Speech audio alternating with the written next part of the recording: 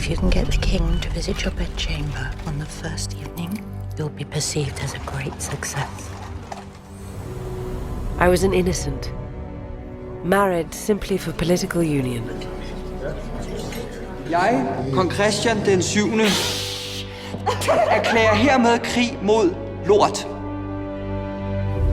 To a man who cared little for me. Drikke, jeg kan godt lide luder med store bryster, og jeg kan godt lide at slås. Og hvad er der galt i det? Hvorfor var det lige mig, der skulle have den kedelige gås, hva'? Gør hende sjov. Jeg vil gerne have en sjov dronning.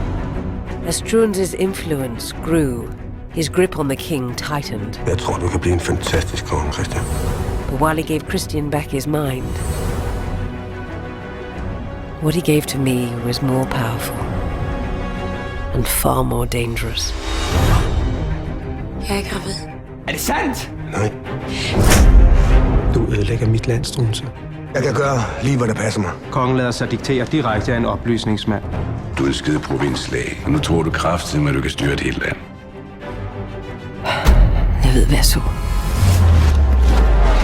Our affair would change a nation forever.